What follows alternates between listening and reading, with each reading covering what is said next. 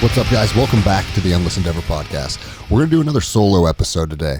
It's been a little while. I've been traveling a lot, been linking up with a lot of cool guests, and I've really been enjoying the episodes we've been putting out. But I know that listeners enjoy the solo casts, and then obviously I enjoy doing them as well. So every once in a while, I like to sit down, share my thoughts, and just spend about an hour going over kind of current events, and we take it from there. But I just got back from Kalispell. I spent the weekend out there with the Black Rifle guys, and I'm here to tell you that weekend was fucking awesome. Tons of good people out there. Me and Jenny flew out on Friday, and we just did a quick turn and burn trip. We did the weekend out there, and it was fun. And that's what it was supposed to be about. It was supposed to be about linking up with friends and seeing Andy's entrepreneurship dream come alive and supporting him. And it was fun. And all the people out there had a good time, and I really enjoyed it. And of course, leave it to the internet. Once they see me out there with the Black Rifle guys, man, a decent amount of hate started coming through. And I'm going to touch on that in a little bit. But first, let's talk about the good side of the event. Andy and I linked up after my video in 2020. He flew me out to Kalispell to do Cleared Hot, and we just clicked. And he's a cool guy. I get along with him very well. He loves jiu-jitsu. He has a background in special operations, so it's pretty obvious we're somewhat cut from the same cloth. And so we maintained a friendship over the last couple of years. I've went out and trained with him a handful of times. I've done his show 3 times now, and every time we link up, it's just a good time. And watching him do what he's done has been fucking motivating. And here's the deal, guys, and I'll go into the hate that I got here in a little bit, but this is what's important. If you listen to Cleared Hot, or you listen to Evan Hafer's podcast, or you listen to Tim Kennedy, because also all those guys are out there, and I got some hate for taking a picture with those guys. And I'm like, I like those guys. I consider some of those guys friends. So if you don't like it, go fuck yourself. But here's the deal. Those guys did a career in the pinnacle of special operations, and their resumes speak for themselves. You talk to guys from inside of the community, no one has a bad thing to say about those guys inside of the community. But what's more impressive is once they decided to move past military service, man, they're doing big things. Now, I don't care if you agree with everything they say, or you think, or you love Andy's show or whatever, but the takeaway is that you can watch a guy transition from the military lifestyle and then put his energy into something new and be wildly successful at it. And that is something that a lot of us need to fucking examine, because a lot of us are living lives that we're not proud of and that we don't enjoy. And that we're just, like we talk about it all the time on the show, you're just kind of stuck in that hamster wheel of life where you got a job that supports your bills and it comes with some benefits. Maybe it comes with a retirement, and that's what you're doing. Even though in your heart of hearts, you know that you're not content, you know that you're not satisfied. Look at men that are doing things that are rooted in passion. I shouldn't say men and women. There's plenty of women doing big things. I just had the Patriot Barbie on, Lindsey Graham, and we had a fucking slammer episode. That was a fucking really good time. And she's a perfect example of that. Turning left and taking her life into a new direction and stepping out into the unknown and enjoying that journey and finding success. And so if you look at some of the guys that have transitioned out of the military lifestyle and become very successful, there's a decent amount of hate attached to that. And I don't know if it's rooted in jealousy or if it's just that there's something inherent inside of people that are failing, that when they see other people winning, they can't just appreciate that for what it is and draw inspiration from it. They have to look at that and they have to attach something negative to it. So let's talk about that. Because if you look at other people winning and it makes you feel uncomfortable, or it makes you feel jealous, or it makes you feel upset, the problem isn't that person. The problem is within yourself. And that should be a pretty clear conclusion to draw. When you look at other people doing well, the only thing that it should do is inspire you to do well. When you see a guy that retired out of the SEAL teams, now go set world records in his wingsuit, start a massively successful podcast that, he's been connected with Rogan, and they bounce back and forth between each other's shows. And now he opened a Black Rifle Coffee Shop in Kalispell. What he's doing is he's leading his own life and he's walking his own path. And that should fucking inspire you guys. There's nothing about that should be like, oh man, fuck that guy. He's a fucking piece of shit. If you're one of the people that think or say that, it's time to look at yourself in the mirror and ask yourself, why am I coming to that conclusion? Now, I'll say this too. We're not all the same. You're not going to get along with every human being on planet Earth. You don't vibe with everybody, right? And that's a real thing. But if Andy is someone that you don't vibe with, or that you don't appreciate his content, or you don't appreciate his show, that's cool, right? Like, there's a million different shows out there, and there's a reason for that. It's because we all like to consume different kinds of media. But if his content is something that you don't appreciate, then just don't listen to it. You don't have to fucking write me and tell me what a piece of shit he is, because on one show he said something about a red flag law. And I don't even know what that person is talking about specifically, but that was one of the emails that came through. Now, here's the thing, guys. I don't believe in red flag laws. I don't believe in gun control. In fact, I'm so far on the fringes that I think we should be able to have any munition, any weapon system that the government has. Because let's be honest, the Second Amendment is about protecting ourselves from tyranny. It's not about hunting. It's not about defending yourself from a home intrusion. Now, obviously, guns do support those activities, and we should be afforded the ability to protect ourselves from criminals. But in the foundation of why the Founding Fathers put that in our Constitution, it is abundantly clear to me that it is to resist tyranny. So if I need to resist tyranny with a Glock 19, while you have a 240 Bravo, well, we got a little bit of a fucking problem, right? But that's my opinion. That's where I stand on it. And guys, and I'm not going to speak for Andy or I guess Tim Kennedy. I got someone saying that Tim Kennedy said something about a red flag law. And I don't know what's true and what's not true. So I'm not going to speak on behalf of what they said or what they didn't say. I'm simply going to say this, guys. Let's say that there is someone that believes, hey, you know what? If a certain group of people with mental illness want to have a firearm, maybe there should be an additional background check. Maybe we should disallow certain people to have a gun because of A, B, and C.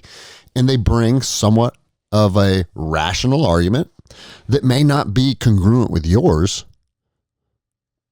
but they have an opinion on it. All right.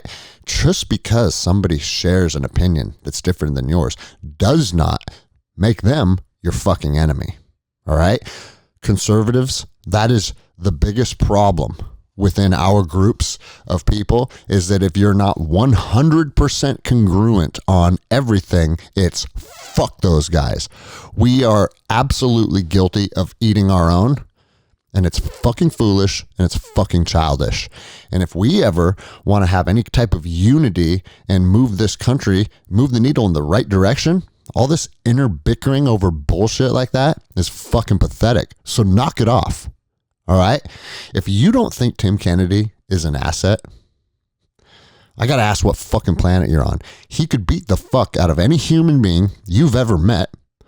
Oh, well, that's because UFC is just a sport and there's rules. Out on the streets, I just see red and start swinging. Yeah, if you're one of them, good luck. People are fucking delusional about fighting, all right? Tim Kennedy was at the UFC pinnacle for a while. He could have been a UFC champion had the cards played out a little different. He has beaten UFC champions. He beat Michael Bisping, who held the belt for a while, which means he's right there. He's in the mix, okay? So now that that's out of the way, he could beat the fuck out of any human being you know. And it's funny, even in my circles, one of my buddies was like, when he saw the picture of me and Tim, he's like, man, I'd love to watch you and Tim throw down and get a scrap in. And I said, why? Do you want to watch me get beaten to death? I thought we were friends. And he's like, bro, you're scrappy as fuck too. And I appreciate that, right? I appreciate that my friends have confidence in me and know that I'm a tough human being. But there's levels to this shit. And I've trained with UFC guys, and I'm here to tell you, I ain't on that fucking level. I can have the humility and the understanding of where I fit in. And I've been fighting, and, I did mixed martial arts for a long time. And then I put all of my eggs in jiu-jitsu over the last 15 years. And that's who I am, and it's what I do. I'm very good at some things, but I'm not world class. All right. What makes my jiu-jitsu special, in my opinion, it's not that I am a world champion level grappler. It's that I love giving jiu-jitsu to my community and making others around me stronger. And I found my niche in jiu-jitsu, and that's it. I bring jiu-jitsu to people that need jiu-jitsu, and I bring jiu-jitsu to people that are going to have their lives enriched through jiu-jitsu. For me, that's been a more powerful journey than the competition circuit. And I've had some ups and downs competing, as most of us have, and that's just part of competing, right? But I found the most fulfillment in teaching others. But we're going off on a jiu-jitsu tangent. The whole point of this is Tim Kennedy. He opened a school to fucking teach children in his community good core values and reading, writing, and arithmetic, and get all the woke bullshit out of our children's brains. All right. Well, there you go. That's probably a pretty good asset. That's probably something that we should be all looking at and trying to figure out, how could we do something like that? I know Mike Glover with Fieldcraft is looking into doing like a nationwide curriculum to really bring homeschool to the forefront. And I'm excited about this stuff. This is what men and women need to be doing. Tim Kennedy is a big proponent of hunting and raising your own animals and raising your own chickens and like learning to be self-sustaining. Okay. Another pretty powerful position to hold. He understands how to fight. He understands tactics. He understands military operations. If the zombie apocalypse hits and I have the option of having Tim Kennedy on my team, I'm fucking taking it 10 out of 10 times. All right. Now, if you can dig up some clip somewhere where he said something that I disagree with, welcome to being a fucking human being. And if you only build your circle with people that you have 100% agreement with, your fucking circle is going to include you. And that's it. And the same thing can be said for fucking Evan Hafer, and the same thing can be said for Andy Stumpf, who is I consider Andy Stumpf a fucking friend. He's tough as fuck, and he is cool as shit. And if people have a problem with that, you need to ask yourself why. I had people writing me about Evan Hafer, and this is what's frustrating is I went out there to have a good weekend with my friends and my wife, and the cesspool of the internet kind of put a little damper on it, and it affected me a little bit. And I always talk about it saying, don't let the fucking morons on the internet affect you. But at the end of the day, when messages are coming through, they kind of do. And I hate to admit it, but it's just kind of the world that we live in. When people project negativity at you, you feel that, right? Someone said, Evan Hafer donated to Obama. Okay. Again, I don't know if that's true or not true. I Googled it, and there's a website that said Evan Hafer donated $500 to the Obama campaign in 2008. Okay. Do you know how many fucking people I know that I have good relationships with that voted for Obama? Fucking countless. All right. I despise Obama. That's my personal opinion. But I also want to say this, guys. I don't think that we have, as a nation, understood the amount of corruption and the amount of evil inside of our political system until the last 3 or 4 years. And so there's always an opportunity for people to change their opinions and kind of wake up to what's happening. And maybe at some point, and again, guys, I'm not saying any of this is true or not true. This is all internet bullshit. But maybe at some point in his life, he thought Obama was a better candidate. Okay. Like, fuck, dude. You're right. Write that person off forever. Fuck that person. It's a small way of thinking. If you look at his donations, I also saw that he donated a substantial amount of money last year to my friend, Joe Kent, who's been on the podcast. All right. If you're donating to Joe Kent, you are 100% in alignment with the way that I think. And that's fucking final. And that's, you know what I mean? Like, there's different candidates out there that are going to bring different things to the table. And if you're getting behind Joe Kent, you're my people. All right? That's all there is to it. But this is what I can tell you too. Regardless of like, oh, he voted for this guy or he said this about this red flag law. Guys, detach emotionally, take a step back and look at what they are doing in, you know, like in law enforcement, the term is the totality of the circumstances. They're doing good things and they're good fucking people. The last thing I'm going to say about the hate that came through, and you know, I kicked around the idea of not saying her name, but you know what? When you bring stupid bullshit to my fucking inbox that's fucking preposterous, I'm going to put you on blast. And that's just that. Don't send me fucking dumb shit. This girl named Brickle Clark, American gun chick, all right? She's one of those chicks that gets in bikinis and holds rifles and has, you know, 25,000 followers or whatever. And you do you, right? Do whatever the fuck you want. I don't care. Like, but don't act like you're some fucking tactical badass. Talking, and she was the lead. She led the charge. She sent me like 30 messages about what pieces of shit Black Rifle Coffee is. And guys, if you're sending 30 messages to somebody that you don't know, right there on the spot, you got to look in the mirror and say, oh, I'm the fucking crazy one. I'm the fucking lunatic in this conversation. And, you know, she sent a couple messages trying to talk about what pieces of shit Black Rifle is. And I said, listen, Andy's a friend of mine. Okay. I'm going out there because Andy's a friend of mine. And that's it. Thinking that, okay, that would diffuse it. Nope. Fucking blah, blah, blah, blah, blah, blah, blah, blah, blah, blah. Just all this fucking verbal diarrhea. And she's like, Evan wouldn't even sponsor Kyle Rittenhouse. Okay. Listen, bitch. You get in a bikini and you fucking shake your tits around on Instagram while Evan is managing a multi-million-dollar fucking company. All right? And I talked to Evan about this. So let's fucking be very clear. Black Rifle chose not to sponsor Kyle Rittenhouse because it was a fucking kid that was on the verge of going to jail for the rest of his fucking life. So let's talk about what a sponsorship is, because I'm involved in a lot of sponsorships now. I'm very familiar with this world.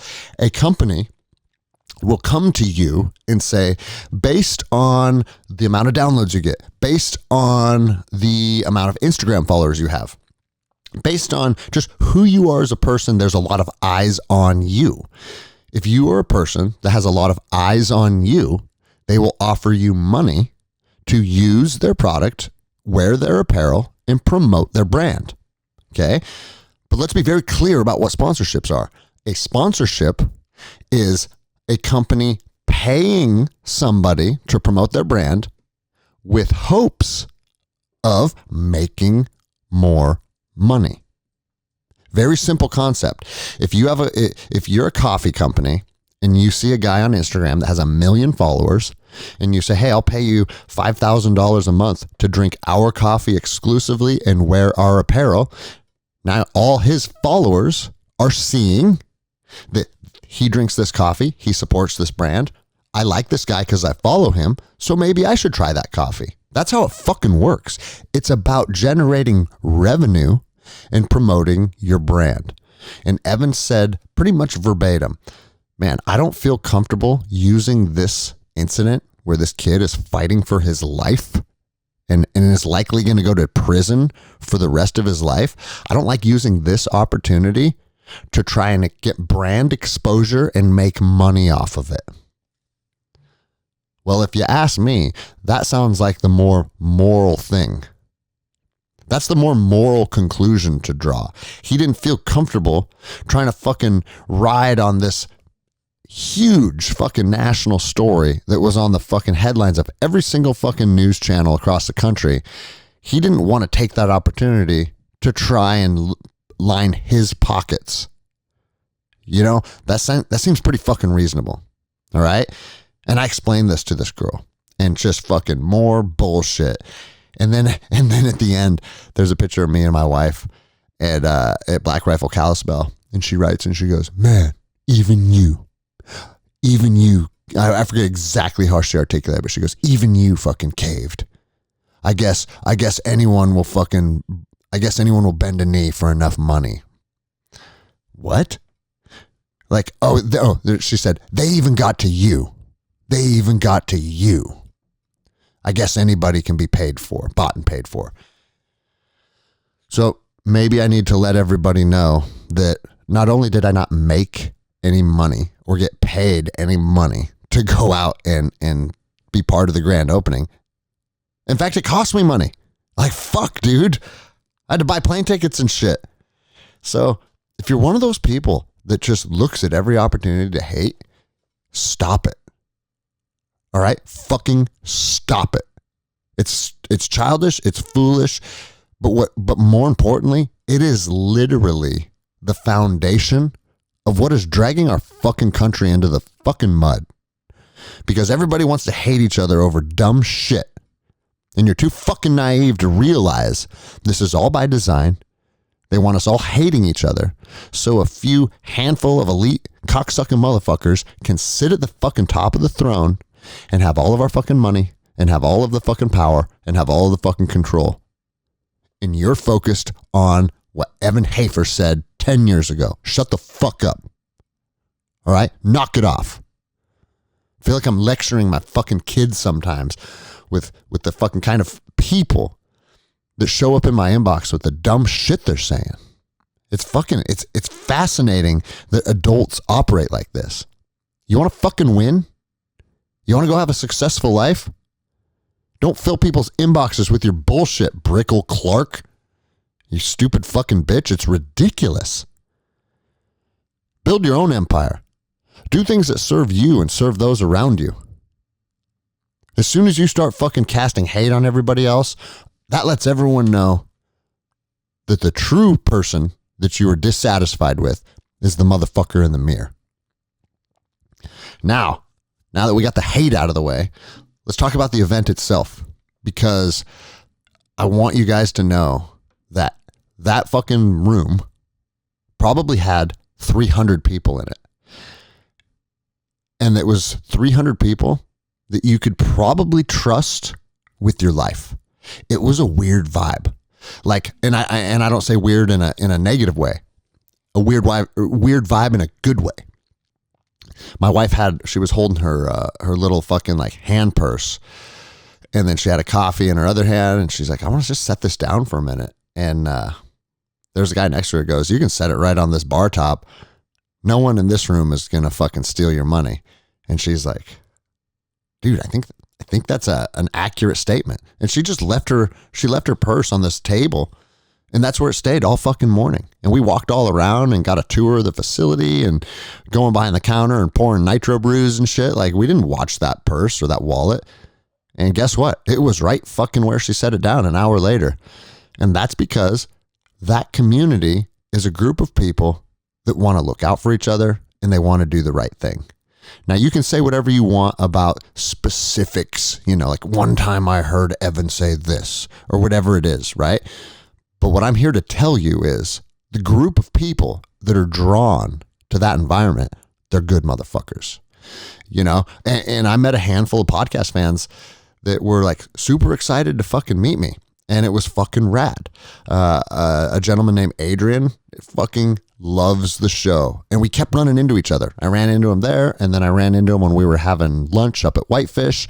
And then I went back to Black Rifle right before we went to the airport and ran into him again. So, hey, bro, I think the universe wanted us to fucking connect. And we did, and it was cool. Another couple guys that were big fans of the podcast. And they run a archery shop in Coeur d'Alene called North Idaho Archery. If you're local to there, go check those guys out because they're cool as fuck. And I love touching base with them and hearing their story because they were both police officers.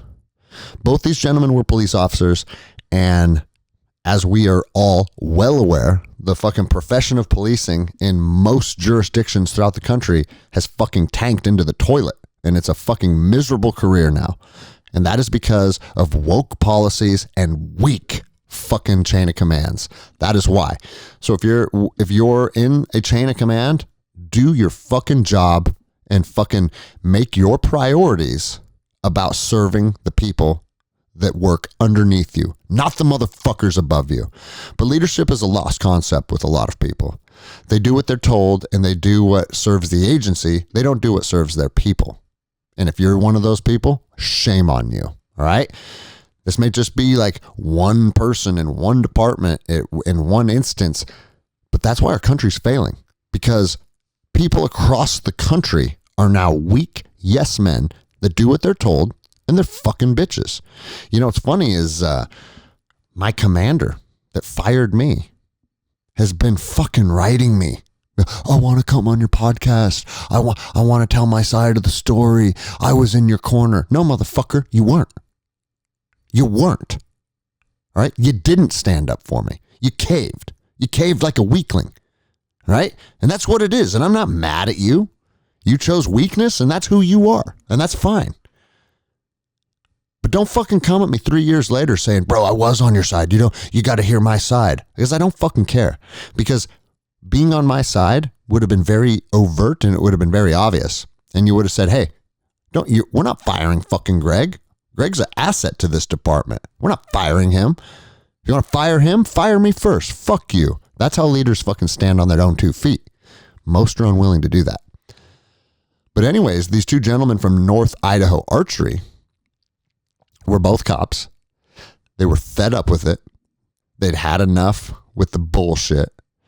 They were listeners of the podcast, and they said, you know what? Fuck this. We're going to go do our own thing. And what are we passionate about? We're passionate about archery. So why not pursue our passion professionally? And I think they're pretty new, and I can't speak to how well they're doing or what part of how far along their entrepreneurial journey they're on.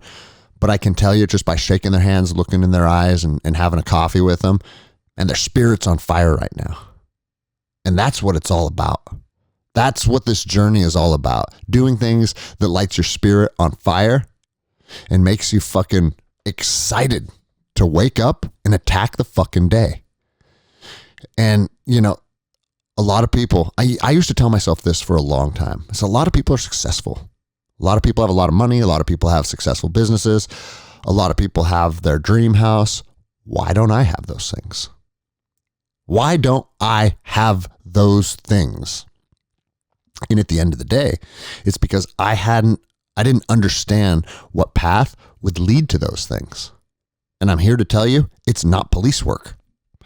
Now, guys, I don't want to turn this episode into a shitting on cop episodes because I love police officers. I think it's necessary. I think it's an absolute necessary part of our society to live in peace and harmony and not allow our fucking criminals to just run amok. But I also think this. I think police work should be a decade of your life. I think from 20 to 30 or 25 to 35, whatever it is, if that's something that you're passionate about or you have the calling to serve your community, go do that for a decade. But then move on. Then find a path that's going to build happiness, financial stability, and something that you can just wake up to and feel passionate about. You know, I was talking to one of my good buddies who's a King County deputy, and he was running the numbers, and he said, bro, I think he said he had 17 years left, and his pension will be $60,000 a year. Guys, if you are giving up 17 years of your life to something that is not serving you emotionally or physically for $60,000 a year, you need to stop today and do a deep fucking assessment of your life and where you are at and where you want to be and how the fuck you need to get there, because it ain't on a $60,000 a year pension. You can make $60,000 a year selling t-shirts. Ask me how I know. I'm telling you guys, there are so many opportunities out there to be able to break out of that fucking toxic cycle, break out of that hamster wheel. And when I see people do it, like the fucking two gentlemen from North Idaho Archery, it's fucking inspiring. Because there's nothing unique about them. They are simply two people that had had enough and were really willing to step onto a new path, onto a new journey, and see where life takes them. You cannot find the best version of yourself without a little bit of risk, without a little bit of uncertainty. You have two options in this life. You can stay on the path of certainty and comfortableness and 9 to 5 and a fucking retirement and a benefit and benefits. And if you're happy there, that's one thing. But the overwhelming majority of people that are there are not happy. So that leads you into the only other option, which is option 2, is to step out into uncertainty. See what it looks like out there. Feel what's going on outside of your norm and find success in that environment. It's necessary for us to do that as men. I say it all the time. I think in our 20s, in our 30s, we're still learning how the world works. Many of us are still worker bees. We have bosses. We're being told what to do, where to be. Fuck, I was told what haircut at 35 years old, I was told what haircut I could have. I was told I had to shave my face every morning. I was told what color my boots had to be. And I'm not bitching about that. That's just reality. When you're in a fucking agency that has grooming standards and uniform standards, that's just how it is. But I look back on that now and think, man, I wouldn't shave my face if another man told me to for $1 million out of principle. Like, I'm a free human being, and I will look and act and do however the fuck I want. And once you find a path to that, it's better than money. Money is good. Money buys opportunity. People will say the opposite of that. But the truth is, money provides opportunity. And opportunity, when seized, is the path to success. So there's a necessary thing for that. I already talked about it on last week's episode, but it's funny that, again, people hating on me building businesses and building a brand and doing pretty well, and I'm not here to boast. I like sharing my journey with you guys because a lot of you guys are fed up with where you're at. And through podcasting and teaching jiu-jitsu, I've been doing very well for the last 2 years. And so, again, some people will use opportunities to hate on that, but fucking just turn off the noise and try and think about what is next for you personally. What is going to make you the most happiness, bring you the most happiness? And it's an important thing to put a lot of energy in today, because it's one of those things you kick it down. It's a can that you just kick down the road. Before you know it, it's been 10 years and you're still fucking miserable. I built that vision board that I talked about last week, and I've been sitting in front of it on a little meditation pad. And I've been looking at the things that I want to do and putting energy into them and focusing on them and believing. And that's the most important thing. Believing that what you want to create or what you want to build or where you want to be or the relationships that you want to have, believing that they're going to come to fruition and that they're going to be real. And I think it's super important to start doing that now because it's a long process. I read the book, The Secret. And guys, I don't know if The Secret is half woo-woo bullshit, half reality, or really what's going on with that book. Because there is a lot of it that seems like, if you want health, think about health and you shall have health. Okay, maybe thinking about it and putting the kind of energy into it that makes you have a belief in yourself and a belief in what you're doing. But at the end of the day, you can't have health eating fucking Lucky Charms and Snickers bars. You can't have health sitting on your fucking couch watching Netflix all day. So if you tell yourself you want to have health and you believe you have health, the other side of the coin is it has to be met with the correct actions. And that is eating nutritious foods. That is moving your body. That is doing things that challenge yourself. Because without challenging yourself, there is no growth.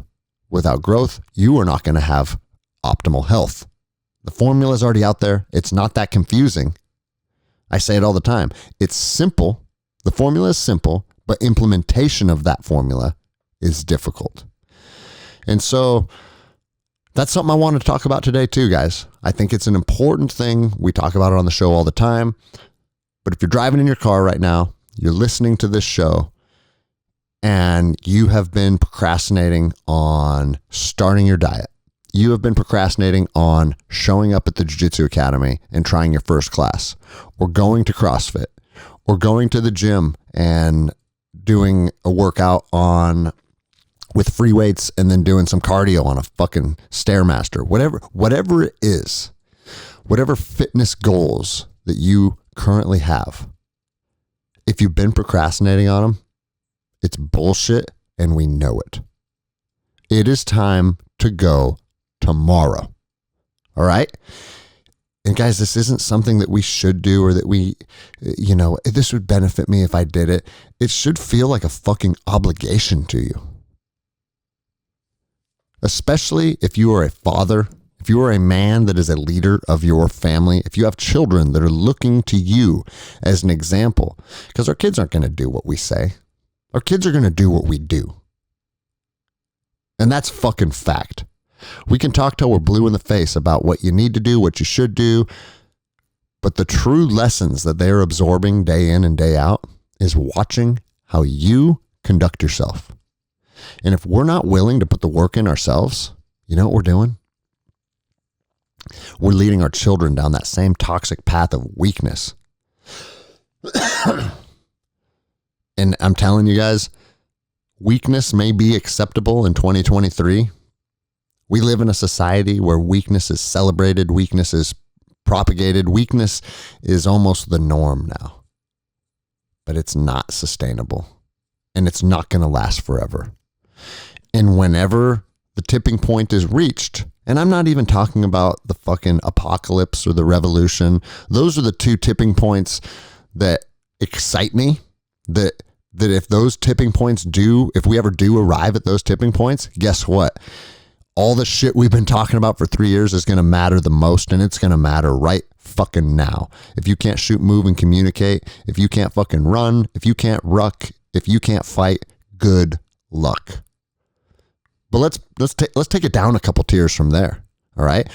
There will simply be a tipping point in this country, even if it doesn't arrive at the point where it's a fucking like third world apocalyptic chaos.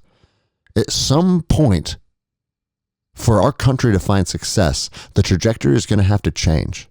And that trajectory is going to have to be a trajectory that celebrates strength, that celebrates entrepreneurship, that celebrates capability, and that celebrates winners. If we want to win, we're going to have to build a culture that celebrates winners. Otherwise, we fucking lose. And I don't have the crystal ball of Nostradamus to tell you if we're going to lose or if we're going to win. But regardless of what happens, if you want to be on the team of winners, you have to start preparing yourself to be on that team. And it comes with all of the same shit that we talk about all the time.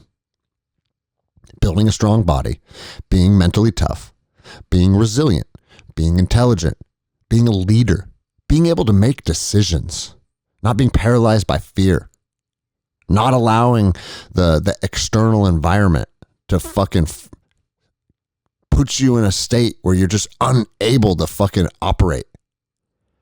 You need to find peace internally. And then all the external noise, you can sift through it with relative peace and harmony. It's time for everybody to step up and fill that role as an adult American that wants to win. Because if we don't, what we're doing is we're passing a loser mentality to the next generation, and they're going to fucking lose. And they're going to lose big. 80% of Americans are supposed to be obese by the year 2050. 80%. If you're obese, you can't win. All right? Period. Oh, well, I know a guy that's obese and he makes $6 million a year. Congratulations. What's his sex life like? What does he think of himself when he looks at himself in the mirror? A strong physical body is the foundation of everything else.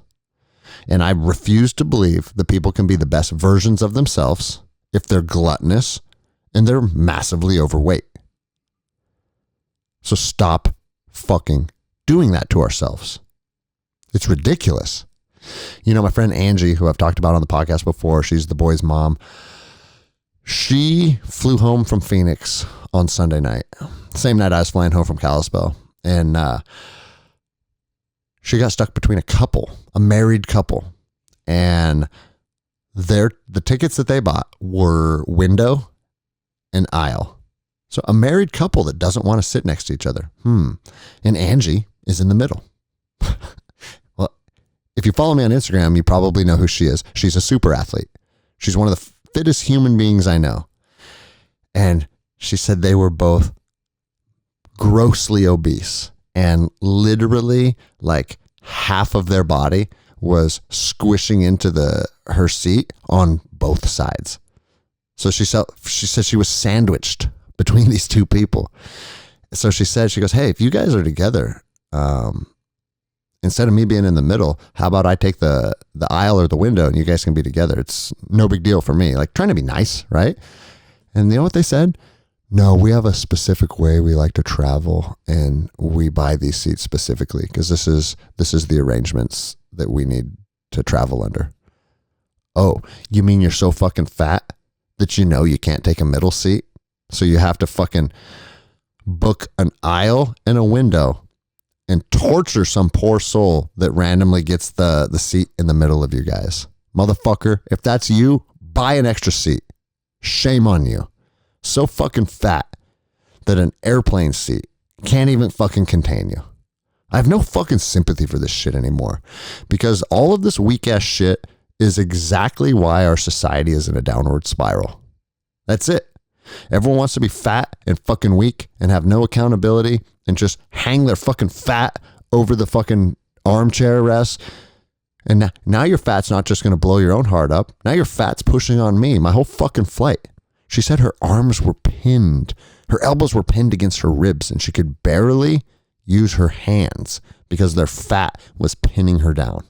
Like, motherfucker, it's time for your heart attack to come to fruition. Fuck you. I'm so sick of people like this. And guys, you see the article that I shared the other day, like, that people are promoting this stuff. 6 in 10 American women prefer dad bods over six packs. I would really, really love to see the fucking study that took place to draw that conclusion. Find me one woman that legitimately and honestly can say, I would rather have a fat husband than a lean, athletic, capable husband. And there's a good chance 100% of the ones that do say that, they say it for one fucking reason. And that's because they're a fat slob themselves. And misery loves company. The only way that study came up with those numbers legitimately is that right there. You are so fucking fat that having a partner that took care of themselves, that was showing discipline, that was showing healthy habits, that would be too much for you. It'd be too intimidating. It'd make you feel less than. Therefore, in order for you to feel comfortable, you have to surround yourself with other weak people. This isn't just relationships or intimate relationships, guys. Friendships, the circles that you build. The people that are to your right and left, you don't want them to be weaker than you. If you want your friends to be fat and weak to make you feel better about yourself, man, your whole way of thinking is backwards, because you are the average of the top 5 people you spend the most time with. That's just fucking data. When you look to your left and you look to your right, you should be looking at those people and you should be saying, motherfucker, dude, like, I need to get on that level. I want to be that strong. I want to be that lean. I want to be that wealthy. I want to have that good of a relationship with my wife. The people you surround yourself should be people that you are aspiring to emulate. Very simple concept, but misery loves company. And a lot of people want to take that as an opportunity to surround themselves with weakness. When you surround yourself with weakness, inevitably you draw weakness, and you become weaker. So something to think about, guys. You know, they're pushing dad bods over lean, athletic, capable husbands, fathers, and leaders of the household. I wonder why that would be. Why would we want our fucking American men to think that being fat and weak is okay? We don't need to fucking go down that rabbit hole, because that was a rhetorical question, because every motherfucker that listens to this show knows exactly why they want to do that. It's the same reasons they're telling our fucking children that eating Lucky Charms is a better option than eating eggs. Think about that, guys. I don't have a box of Lucky Charms in front of me, but I'm going to guess right now that it's full of high fructose corn syrup and a bunch of processed bullshit that you can't even pronounce. There's certainly a bunch of fucking gluten and grains in there. And they're telling our kids that that's a better option than eggs. You know, for a long time, I thought that the government just, the idiocracy that is consuming the American government. For a long time, I thought it was just absolute fucking inadequate people that have worked their way into these different agencies. And I thought it was based around, I thought the messages that were coming out were based around incompetence. All right? This isn't a hidden agenda to make us sick. It's just a bunch of fucking retards that have acquired government positions that are just putting out bullshit. That's what I used to think. But I can no longer say that and with honesty. I can no longer think that that's the truth, because I don't give a fuck how uneducated you are. I don't give a fuck how much time you've spent studying nutrition or healthy habits. Like, if you've made it through 7th grade fucking science class, you should know that eggs are a better option than Lucky Charms. Not only are Lucky Charms full of fucking those, like the bullshit that we talked about, the marshmallows in Lucky Charms, I don't even think they're marshmallows.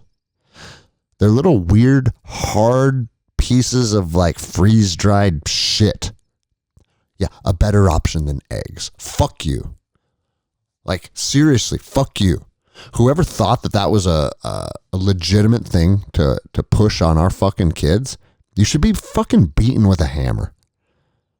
We are fucking fed up and we are sick of being fed all of this fucking information that is nothing more than fucking, it's the real misinformation. They want to talk about guys like us sharing stuff on Instagram saying it's misinformation. No, motherfucker, when you're telling our kids and you're promoting them to eat poison, that should be the fucking breaking point. Fuck you. We should have a problem with that, guys. But nope. Fucking everything just keeps turning and moving along, and they promote all this fucking bullshit. And we all just sit here and take it. And half the people that don't realize that it's propaganda, they consume it. And now that's their truth. I can eat Lucky Charms. The government said Lucky Charms is a more healthy food choice than eggs. And then they're just going to continue down this fucking downward spiral that they're on. And it's fucking ridiculous. You know, speaking of the bullshit that the government fucking just continuously fucking spews on us. And guys, you can go back to Endless Endeavor episode fucking 100 ago. I don't know what episode it was, but I remember sitting here talking about it saying, motherfucker, you want to sit here and tell me that some bat fell out of the air into a cup of soup and created a worldwide pandemic right next to a lab that is studying that same fucking virus and doing gain of function research on that virus, and you want me to believe that it's unrelated? Oh, you're not a doctor and you're not an epidemiologist. You're just a dumb meathead gym owner that does jujitsu, and you can't understand all the little ins and outs and all in the scientific literature. You can't read the double-blind placebo study. Like, shut the fuck up. I have common sense. Just like most of the listeners of this show are common sense Americans. And when you fucking tell us some bat fell in a fucking cup of soup, everybody should have been like, that sounds like fucking bullshit. It sounded like bullshit to me all the way back in the beginning. But if you said that, oh fuck, man, if you said that, you'd lose your Instagram. You'd be fucking shadow banned. You'd be canceled. If you were a business owner, your business would be fucking subject to cancel culture. It doesn't matter who you were. The woke fucking mob would come after you. Even Anthony Fauci sitting on the stand while Rand Paul was saying like, hey, this looks like to me, like it probably came out of this lab. And he goes, are you seriously trying to insinuate and perpetuate an absolute lie? Is that what you're doing? And it's like, oh, wait, 3 years later, now even the mainstream media is coming to that conclusion that it was an absolute fucking lie. That it did come out of there, motherfucker. You're the absolute lie. But what are we going to do? Probably fucking nothing. Because the people that are in charge get to fucking dictate what happens, what doesn't happen. And like George Carlin says, they're fucking, the government's a fucking team, a big old fucking club of people, and you ain't in it. But Anthony Fauci is. So he can spend our tax dollars to create a fucking virus that fucking kills people all over the world. And nothing's probably going to happen to him. But here's what gives me hope, guys. The fact that mainstream media, I read that shit about COVID being a lab leak in the Wall Street Journal. All right? The fact that fucking major media sources are starting to fucking promote this or publish this stuff, it's one of two reasons. They're finally fucking waking up. Or what's more likely is they realize that the massive fucking propaganda that they've been taking part of for the last 3 years is starting to fall apart. And they're trying to get on the side of right before it's too fucking late. But all you journalists and all you motherfuckers that censored everybody and fucking shadow banned and canceled, fuck all of you. You don't get to hop on the truth train here 3 years later and just, ominous dominus, everything's good to go. Nope. You know, we talked about it a lot on the show, and I do think there are two sides of this coin. On one side, you have people that were manipulated through propaganda. Their truth was COVID, mask, vaccines, lockdowns. Do what you're told, or you're going to get others sick, right? That was their truth. Now, that was their truth because they're not free thinkers. That's their truth because they don't have common fucking sense. But nonetheless, that's the conclusion they came to because they trusted their government, because they trusted their media. And I know to a lot of us, that sounds comical. Like, trust your government and your media? Are you fucking joking me? But unfortunately, a lot of people still have faith in their government and their media. And the thing is we should be able to have that. So for the people that do believe CNN and do believe Joe Biden, as foolish as it sounds, man, I feel kind of sorry for him because we should be able to have the reasonable expectation that the people that are in positions of power have our best interests in mind. We should be able to hold that, but we can't. And I think more and more people are waking up to that fact that, hey, you know what? We were lied to. We were manipulated. I was sold a fucking lie. Now, we don't see a lot of those people stepping forward and raising their hand and saying, hey, guys, I'm sorry. And it's because most of those motherfuckers lack humility. But when all of this shakes out, I think we need to hold there's two different classes of people. There's the people that propagated it and planned it and pushed it and actually were instrumental in making it happen. Those people, no fucking mercy, ever. Off with all of your motherfucking heads. And that day's coming. And then the tier below that is the virtue signalers, the people that pushed it because they thought it was the right thing. Victims of fucking propaganda. Hopefully those people wake up and join the side of truth. and move forward and want to hold those motherfuckers accountable. That's best case scenario. But just remember, guys, there's a tipping point. And you keep pushing your fucking bullshit, ruining people's businesses, ruining people's families. Motherfuckers had to watch their moms die on Zoom. All right? And if you were someone that was pushing that, you're going to have to fucking answer to all this bullshit too. It's coming. It's inevitable.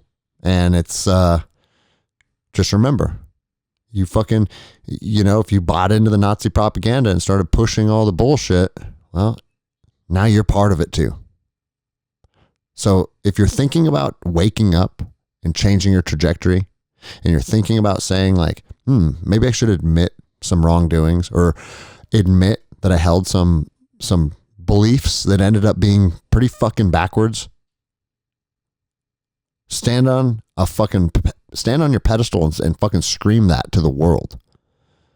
People need to see that. That's your only way to make it out of all of this unscathed. Because all of you motherfuckers that were promoting the narrative fucked a lot of people. You fucked a lot of people. Other than that, guys, let's talk about what we got coming up. I fly out for Guns and Geese in a couple days. I'm going to have the owner of BioPro on the podcast next week. And I'm excited for that. I like having sponsored companies come on the show and do the long format discussion to really talk about what BioPro is and how it can benefit your life. And as you guys know, I'm a believer in it, and I have been for a long time, but I'm a believer in it as a consumer.